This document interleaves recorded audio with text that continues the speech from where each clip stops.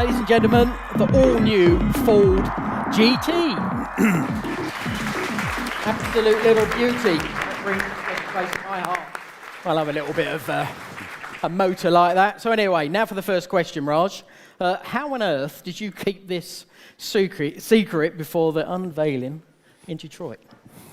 Well, that's a good question. It's always hard to keep things secret in this industry. So a very small team, small dedicated team.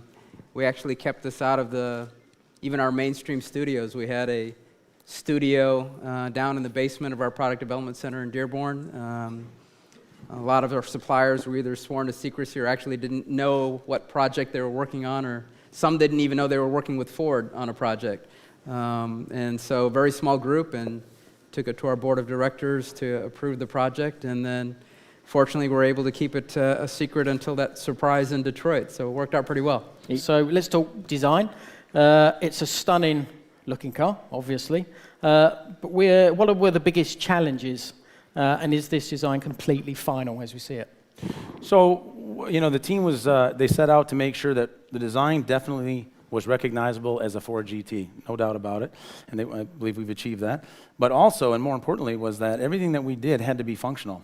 And so our studio did an amazing job, and as you can see here, taking all of the engineering requirements in order to make this car perform and turning it into something very beautiful. And everything that was done on this car was done to reduce drag and increase downforce and make this vehicle perform. So very excited about where we ended up.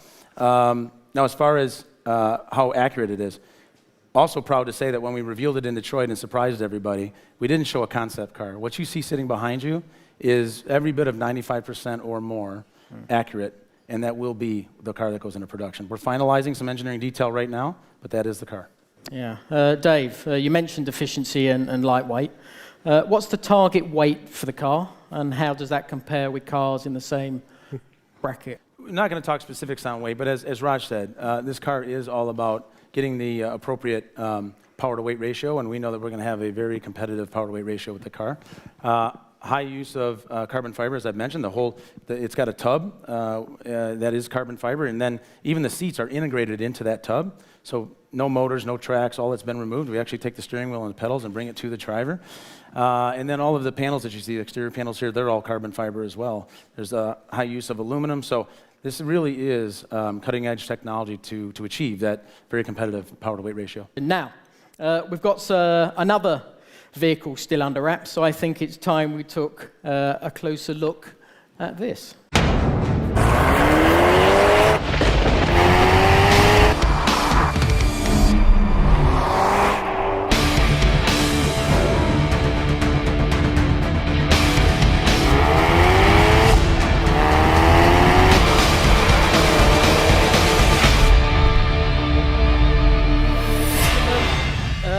Here is the all-new Ford Focus RS. To answer our questions about this new machine, I'm going to turn to Tyrone and Jürgen. So would it be fair to say that the design has grown up a bit?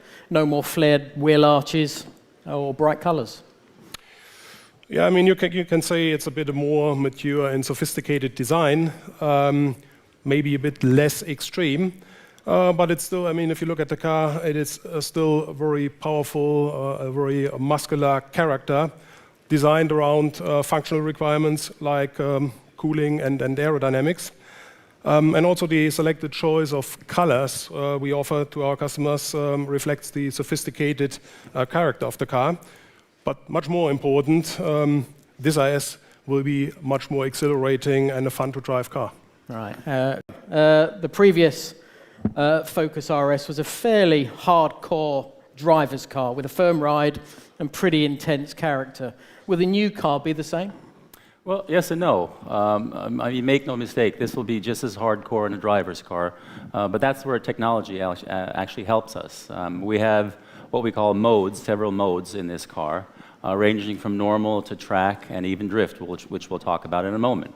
But it basically changes the car. On track mode, our objective was to make the car very fast on a track. That is, all the various onboard systems, all-wheel drive, torque vectoring, everything else is geared toward making the car very fast, which also makes the car much flatter and stiffer, even stiffer than the previous RS. Normal mode is an everyday driving car. It's still very sporty, still very stiff, but it can also be a long journey car. So it really gives the customer the best of both worlds. So if I was to jump in that, would I be able to drift it? Well, we do have a drift mode. It's not only for you, it's for everyone else also.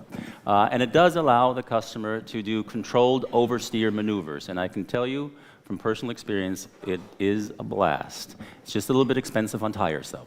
Well, from personal experience, I know I can't drift, so it'd be good to make me look good, make me look like Ken. Now, obviously, we've seen just a part of the RS development team here tonight, so let's introduce you to some of the other characters involved.